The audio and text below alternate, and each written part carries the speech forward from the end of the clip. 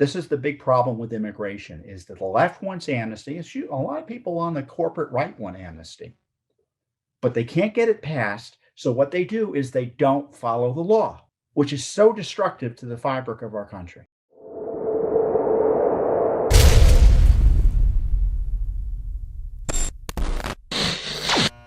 COVID has been a disaster for America.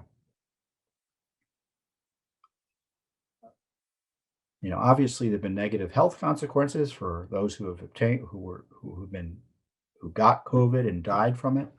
But that's not the big disaster. The big disaster has been the health effects of the lockdowns, in my view, the destruction of our liberties, the harm to our children.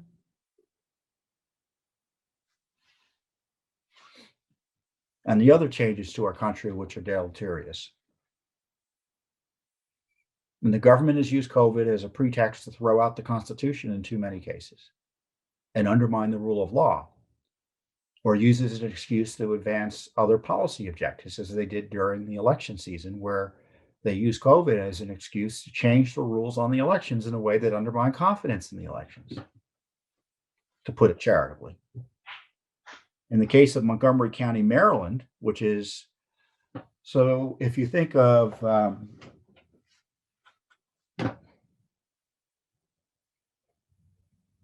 think of this as Washington, D.C., and Montgomery County is like right up there. It's like the county up here. See? It's the bedroom county, Washington, D.C. on the northwest corner. It's a well-to-do county. It's a big county. So it has an outsized role in Maryland politics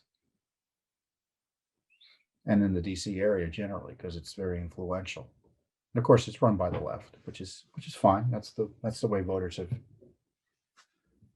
that's who voters have chosen up there. But we have challenged on behalf of taxpayers something illegal that they did, which is to use tax dollars to give cash payments to illegal aliens under the guise of COVID. So this was a sanctuary policy that they pushed through, thinking, oh, no one's going to object because it's COVID. We can do whatever we want. Of course, Judicial Watch actually supports the rule of law. Our clients support the rule of law. And in Maryland, there's taxpayer standing that allows taxpayers to challenge the expenditure of government money that is a violation of the law. So we filed the lawsuit. It was a $10 million program in cash benefits to illegal aliens. Now, you may not know this and you may not like this, but these cash benefits can be given to illegal aliens in certain circumstances, meaning if a state affirmatively provides for them. That wasn't the case in Maryland. Montgomery County did this on its own, and the state of Maryland had not authorized it through its legislature as the federal law requires. So we challenged the legality of that Montgomery County program.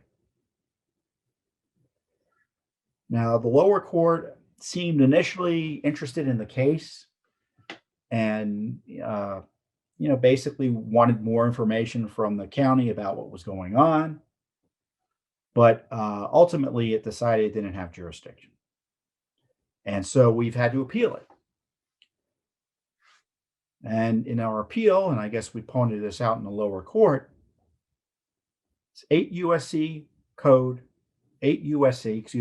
I'm being redundant, 8 U.S. Code, Section 1621. So you can look it up, 8 USC 1621. Google it now, or DuckDuckGo it now. In short, Section 1621 prohibits unlawfully present aliens from receiving state and local public benefits unless the state legislature affirmatively authorizes it. Even though Maryland's legislature had not affirmatively authorized it, Montgomery County started providing cash payments to unlawfully present aliens. As part of its response to the COVID-19 pandemic, the Montgomery County Council appropriated $10 million for an emergency assistance relief program, which provided cash payments to individuals or families, including unlawfully present aliens.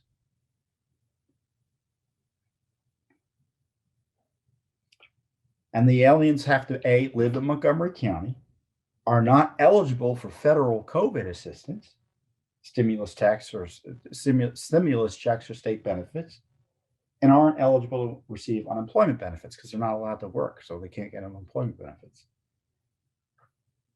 And also have an income equal to or below 50% of the federal poverty level. So they were going to distribute payments of $500 to single adults, $1,000 to eligible families with a child, with an additional $150 to families for each additional child, up to a total of $1,450. So cash payments using tax dollars to people who are not supposed to be here, who are here in violation of the law, could be working here in violation of the law, committing all sorts of other crimes in violation of the law as a result of their unlawful status.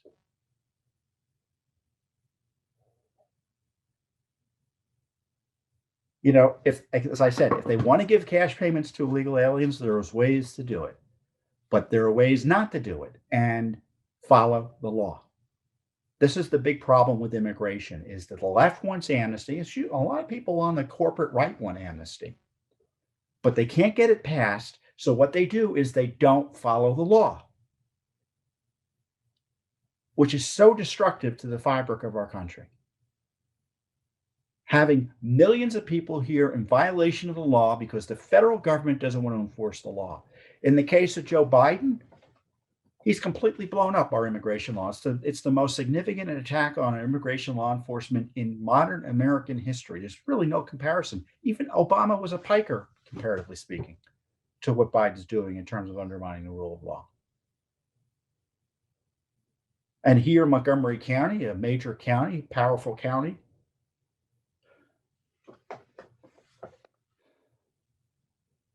you've got this endorsement of violations of federal law. How is this not aiding and abetting violations of law? Giving cash to someone who you know is not here legally. I mean, they have to affirm their illegal status in order to get the money.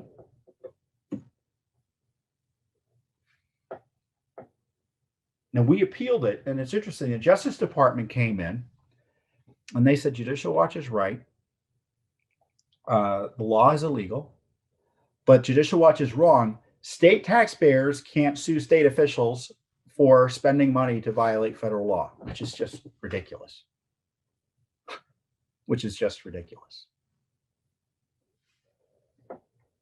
So we're even fighting the Justice Department trying to enforce the rule of law, which is no surprise.